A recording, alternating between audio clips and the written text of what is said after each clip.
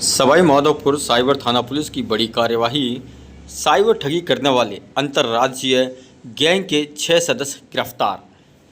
Sawai Madhopur cyber crime police थाना team द्वारा cyber ठगी करने वाली अंतर्राज्यीय गैंग का पर्दाफाश करते हुए 6 आरोपियों को गिरफ्तार किया है। वहीं पुलिस ने आरोपियों से 2,40,000 रुपये की राशि भी बरामद की है।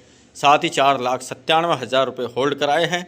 वहीं साइबर थाना पुलिस साइबर ठगी गैंग के सरगना की तलाश में जुटी हुई है। पुलिस उपाधीक्षक राजेंद्र सिंह रावत ने बताया कि पकड़ी गई साइबर ठगी करने वाली अंतर्राज्यीय गैंग ने भोपाल एमपी में भी इसी तरह 2 बैंक मैनेजर से ठगी को अंजाम दिया है। पुलिस ने अंतर्राज्यीय गैंग के सदस्य मोहम्मद सलीम पुत्र जाहिर निवासी असगरीपुर जिला अमरोहा यूपी, राजेश कुमार सैनी उर्फ सोनी पुत्र तेजराम सिंह निवासी शाहपुरा जिला अमरोहा यूपी, विक्की कुमार पुत्र रमेश सिंह जाटव निवासी सलेमपुर यूपी, प्रदीप कुमार पुत्र करतार सिंह जाट निवासी गांव सुल्तानपुर फलेदा फतेहपुर जिला मुरादाबाद यूपी, शुभम नारायण त्यागी उर्फ प्रिंस पुत्र मुकेश निवासी ग्राम बरनावा बागपत यूपी तथा आनंद उर्फ अभिषेक पुत्र भीष्म सिंह गुर्जर निवासी गांव भीटा मेरठ यूपी को गिरफ्तार किया है। पुलिस ने गिरफ्तार आरोपियों से 11 मोबाइल पर 2,40,000 रुपये बरामद किए हैं। वहीं 4,97,000 रुपये बैंक में होल्ड करवाए हैं तथा लगभग 3 लाख रुपये साइबर ठगों द्वारा बैंक में जमा करवाए गए हैं, जिनकी बरामदगी के पुलिस प्रयास कर रही है। पुलिस उप अधीक्षक राजेंद्र सिंह रावत के अनुसार एसबीआई शाखा कलेक्ट्रेट के प्रबंधक सीताराम मीणा से 17 दिसंबर 2024 को 14,57,000 रुपये की साइबर ठगी हुई।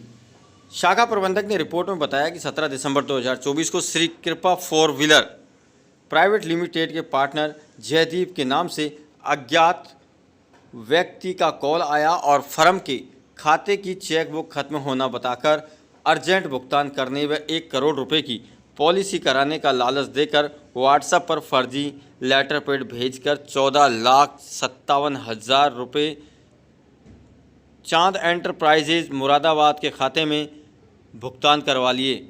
इसके बाद साइबर थाने से सहायक उप निरीक्षक फैयाज खान के नेतृत्व में एक विशेष टीम का गठन किया गया, जिसमें कांस्टेबल दिनेश नफीस शामिल थे। पुलिस टीम को आरोपियों की तलाश के लिए दिल्ली, गाजियाबाद, मुरादाबाद रवाना की गई।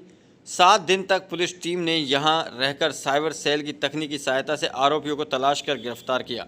पुलिस ने आरोपियों से 2,40,000 रुपये बरामद किए व यस बैंक के खाते में 4,97,000 रुपये होल्ड करवाए। पुलिस घटना को अंजाम देने वाले मास्टरमाइंड की तलाश कर रही है। पुलिस उपाधीक्षक ने बताया कि आरोपियों से प्रारंभिक पूछताछ में सामने आया है कि आरोपी संगठित रूप से एक चेन बनाकर बैंक खाते किराए पर लेकर 10% कमीशन के हिसाब से खाता सरगना को उपलब्ध कराते हैं। मास्टरमाइंड अपने साथियों के साथ लोगों से फ्रॉड कर निकाली गई राशि उन खातों में भेज देते हैं। उसी राशि को एटीएम व अन्य जरिए से नकदी निकालकर 6 आरोपी अपना कमीशन रखकर शेष राशि मास्टरमाइंड को ट्रांसफ़र कर देते थे। गैंग अज्ञात लोगों को विश्वास में लेकर बैंक में चालू खाता खुलवाती है तथा उसमें फ्रॉड के पैसे का ट्रांजैक्शन करती है। पकड़ी गई साइबर ठगी करने वाली अंतर्राज्यीय गैंग के सदस्यों द्वारा पूर्व में भोपाल एमपी में इसी तरह से 4 व्हीलर कंपनी का ऑनर बनकर बैंक ऑफ बड़ौदा मैनेजर से 9,90,000 रुपये व ICICI बैंक मैनेजर से कुल 33,22,000 रुपये फ्रॉड कर ट्रांसफ़र कराए हैं। फिलहाल पुलिस आरोपियों से पूछताछ करने के साथ ही साइबर ठगी गैंग के मास्टरमाइंड की तलाश में जुटी हुई है। आइए जानते हैं क्या कहना है राजेंद्र सिंह रावत, पुलिस उपाधीक्षक साइबर थाना सवाई माधोपुर का। आरोपियों को गिरफ्तार किया है। ये घटनाक्रम दिनांक 17/12/2024 को हुंडई कंपनी के ओनर मिस्टर जयदीप और प्रदीप कुमार के नाम से एसबीआई बैंक मैनेजर कलेक्ट्रेट शाखा के पास एक कॉल आता है कि मैं हुंडई कंपनी का ओनर बोल रहा हूँ और मेरे को कुछ अर्जेंट ट्रांजैक्शन करवाने हैं और आपके बैंक में मुझे इन्वेस्टमेंट भी करना है, कुछ एफडी करवानी है और कुछ ऐसा करना है। बैंक मैनेजर ने उसके आधार पे उसको आरटीजीएस 14,57,000 का ट्रांसफ़र कर दिया था। जब उसको पता लगा कि इस तरह से मेरे साथ फ्रॉड हो गया, उसने रिपोर्ट दर्ज करवाई। रिपोर्ट दर्ज करवाते के बाद हमने उसको 1930 जो टोल फ्री नंबर है पुलिस के, उस पर वो राशि होल्ड हो गई करीब 4.5 लाख के आसपास। बाकी राशि फ्रॉडर ने निकाल ली थी। इस पर हमारी टीम ने अनुसंधान प्रारंभ किया। उसी दिन केस दर्ज हुआ था 7/2024। अनुसंधान प्रारंभ करके हमने इसका ट्रेस आउट करने के लिए विभिन्न टीमें बना के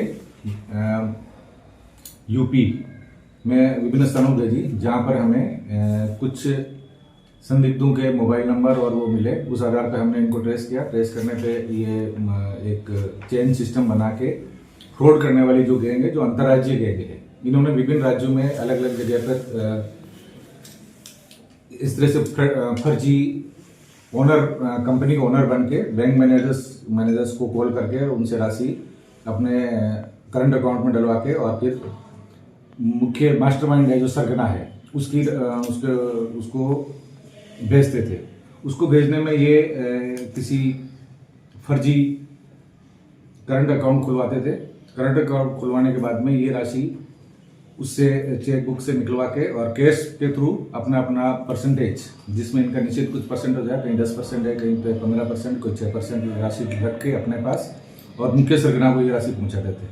हमारी टीम ने अथक प्रयास करके लगातार 3-4 दिन तक इनसे संपर्क करके इनका चेन सिस्टम ढूंढा। चेन सिस्टम में उस करीब हमने राशि जो बरामद करी है वो मैं आपको बताऊं कि 2,40,000 रुपये तो हमने उसी समय बरामद कर लिए थे। शेष राशि जो थी हमारे पास में बरामद कर लिए और 4,97,000 रुपये हमने होल्ड करवा दिए थे।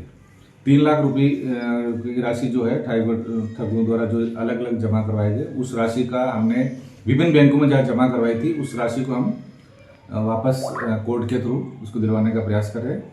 अनुसंधान अभी इसमें जारी है। कितने लोग गिरफ्तार? करीब 6 लोगों को गिरफ्तार किया है। रहने वाले कहाँ के हैं लोग? ये यूपी में अमरोहा डिस्ट्रिक्ट और मुरादाबाद डिस्ट्रिक्ट के रहने वाले हैं और इनका एक मुख्य सरगना है जो शायद गाजियाबाद के आसपास या दिल्ली का है। अभी हम उस तक पहुंचने का पूरा प्रयास कर रहे हैं। हमारे आईजी साहब के द्वारा ये जो अभियान चलाया जा रहा है, ऑपरेशन एंटीवायरस, ऑपरेशन शील्ड के तहत हम ये कार्रवाई कर रहे हैं और जल्दी ही ये राशि हम और बरामद कर लेंगे। ये जो अंतर्राज्यीय गैंग है, इसने मध्य प्रदेश में भोपाल से भी 2 बैंकों के साथ में इसने फ्रॉड किया था।